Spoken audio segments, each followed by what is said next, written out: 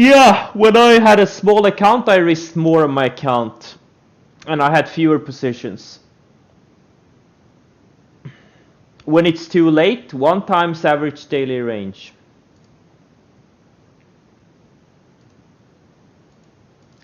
Try to keep your stops to 1/3 or a half of average daily range. Try to avoid, like something like, what were we talking about? What was the stock? Pola? No, Rad? What was stock?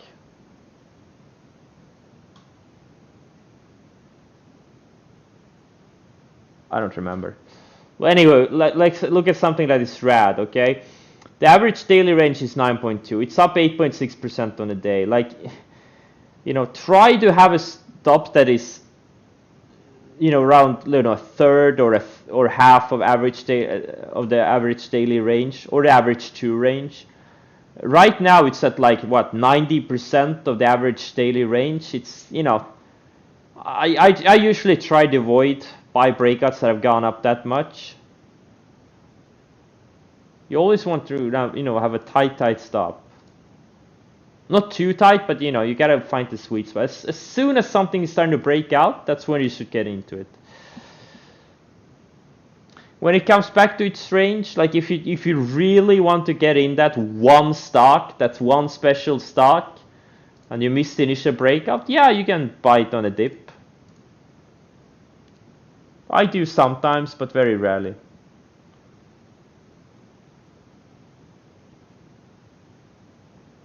What are my entry rules on breakouts that happen mid or late day? What do you mean? What's the difference of a breakout that happens later midday? It's the same thing. You buy it as it starts breaking out. There's nothing special about them. Just a breakout. The stocks don't know what time of the day it is.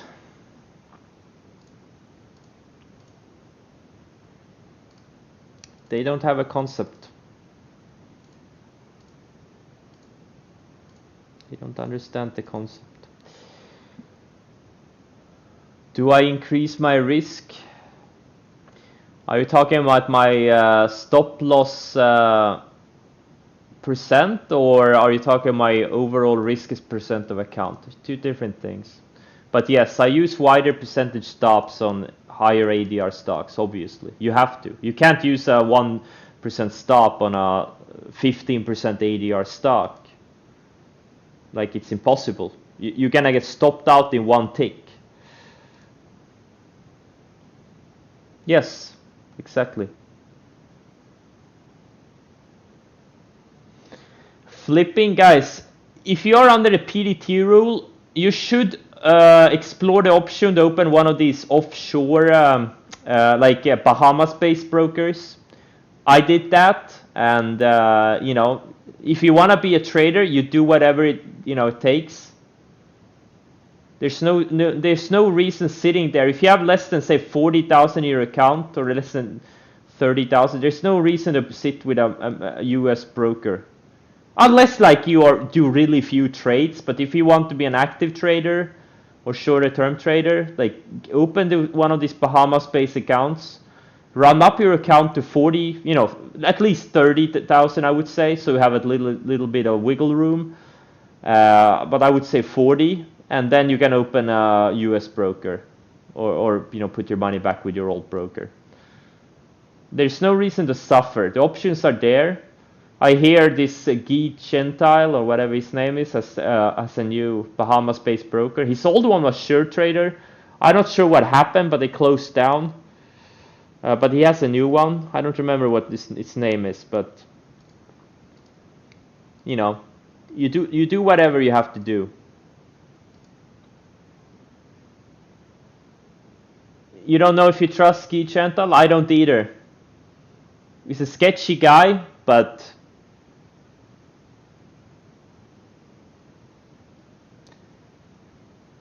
he's had these types of brokerages for a long time, and there's really no issues with them.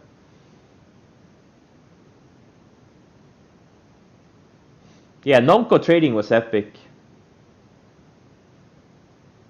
As a swing trader, yeah, PDT is not. If you're like very inactive, if you don't make a lot of trades, PDT is never a problem.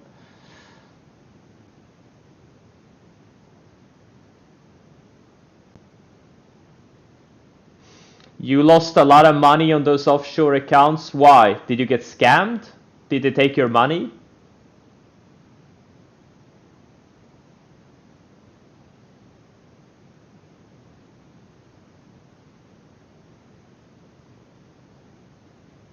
Nonco? Their business model was genius. I gotta give it to them. That was a genius business model. Oh man.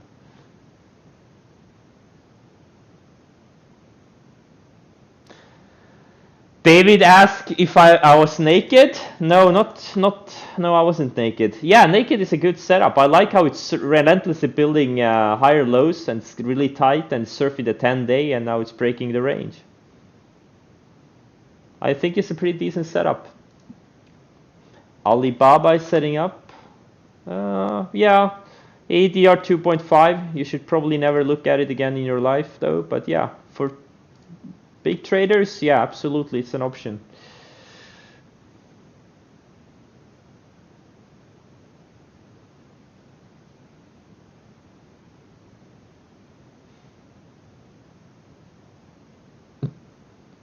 SFIX. SFIX. It's okay. Yeah, I would like it to tighten a bit more, maybe. How many shares do you buy in a regular position? Is that really the way you want to frame the question?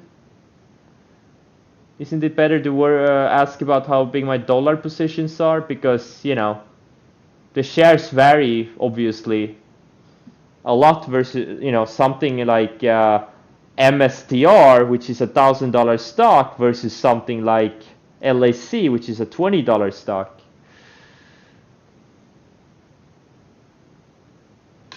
JKS, yeah, I think it looks good. It's still inside of the range. Well, I usually, most of my positions are like 10 to 20% of my account size.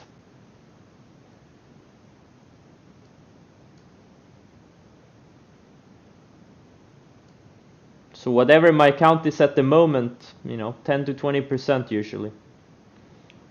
Sometimes less, sometimes it can be 5% and sometimes even less, but I try to get away from the like tiny positions.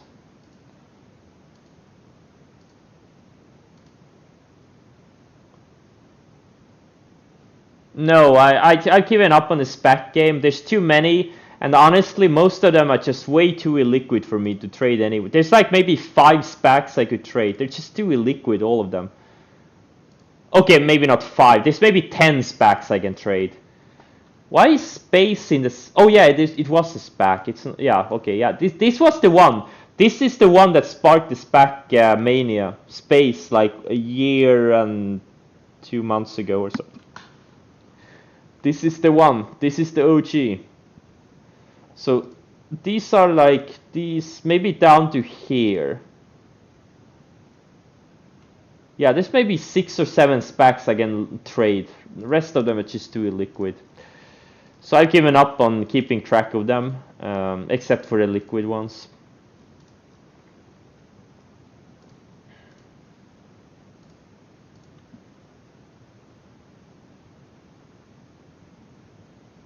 Those lines are usually where I have my alerts. If you mean like these trend lines, I usually have alerts there. Or you mean like this when I track the daily? Yeah, I usually track, you know, put a line. Because I usually go back a month later and look at what happened with the stock. So right now looks like the dip buyers are still, yeah, they're still there. Okay, that's good. That's good.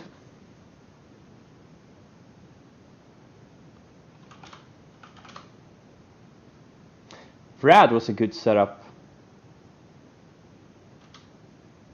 Pola, yeah, wow, a lot of volume. Yeah, I would have preferred more tightness coming into today, but yeah, I guess it could work, especially with this type of volume. But it's too late now. It's already gone. This thing is already gone.